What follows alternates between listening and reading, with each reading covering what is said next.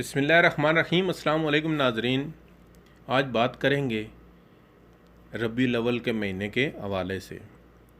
تو آپ سے درخواست ہے کہ آپ نے ویڈیو پوری دیکھنی ہے، سکپ نہیں کرنی، تھوڑی نہیں دیکھنی، تاکہ آپ کو صحیح میری بات کا مطلب سمجھ آ سکے۔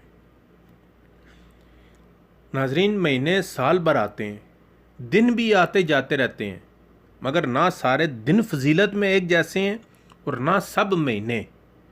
کبھی آپ بڑے خوش ہوتے ہیں کسی بات پر، تو عام آدمی حتیٰ کہ مانگنے والوں کو بھی پتہ ہوتا ہے کہ آج صاحب بڑا خوش ہے، ملازموں کو بھی پتہ ہوتا ہے کہ آج درخواست پیش کر لو، جو مانگو گے دے دیں گے۔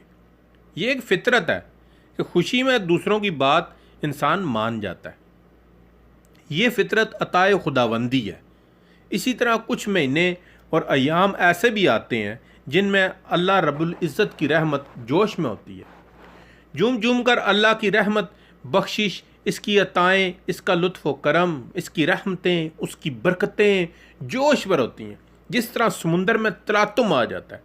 کچھ ایسے وقت بھی آتے ہیں جن میں ماہ رمضان المبارک ہے، اس میں شب قدر بھی ہے، اس میں اللہ کی رحمت اور عطا اتنے جوش میں ہوتی ہے کہ اللہ کی رحمت اور عطا نے ایک رات کو 1000 مہینوں سے افضل بنا دیا۔ یہ اللہ کا جوش رحمت ہے۔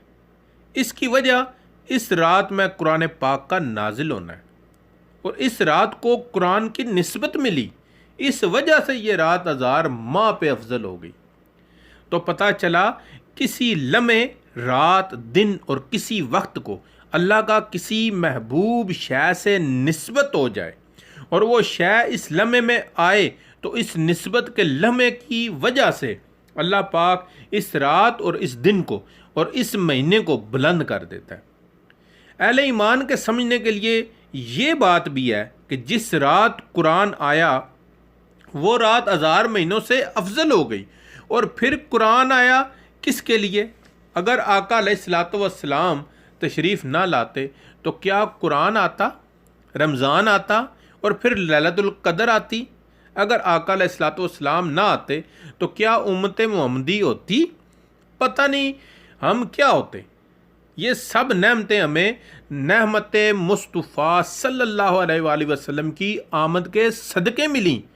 سب کچھ آقا علیہ الصلوۃ والسلام کے توسل سے ملا، حضور علیہ الصلوۃ والسلام کے تصدق سے ملا، حضور علیہ الصلوۃ والسلام کے توسط سے ملا۔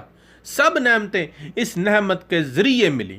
تو پھر اندازہ کر لیں کہ وہ رات اور وہ مہینہ کہ جس میں وہ صاحب قرآن زمین پر آئے، کہ جس کے آنے سے پھر قرآن بھی اترا، رمضان بھی آیا اور اسلام بھی آیا۔ تو جس رات اور جس مہینے میں وہ ہستی آئیں، جس کی خاطر رب کائنات نے ساری کائنات کو بنایا، 1,24,000 انبیاء کو بھیجا، جس کی خاطر تخت پر دائیں جانب ایک کرسی رکھی جائے گی اور مقام محمود پر بٹھایا جائے گا، وہ ہستی جس کے لیے کہے گی اس کو بغیر حساب کے معاف کر دیا جائے گا۔ حضور علیہ الصلوۃ والسلام کے ساتھ اللہ کی محبت کا یہ عالم ہے۔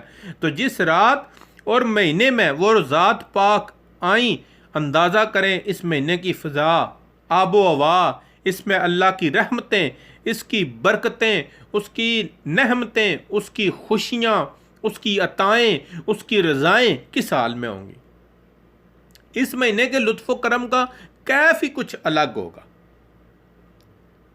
لہٰذا میں تو کہتا ہوں کہ ماہ رمضان کو فضیلت ملی قرآن کے صدقے، اور قرآن اور رمضان کی نعمت ملی صاحب قرآن یعنی محمد مصطفیٰ صلی اللہ علیہ وآلہ وسلم کے صدقے۔ اور کچھ مکہ کے قریشی اس وقت کعبہ کا طواف کر رہے تھے جس وقت حضور علیہ السلام کی آمد ہوئی، اس دنیا میں تشریف لائے۔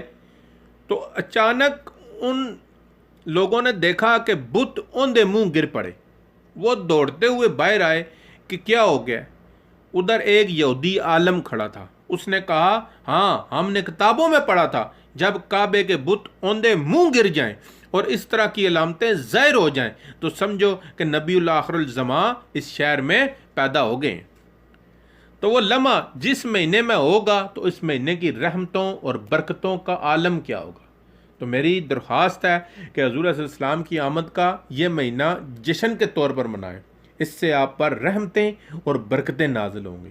اسی کے ساتھ اجازت چاہوں گا۔ اللہ حافظ۔ پاکستان زندہ باد۔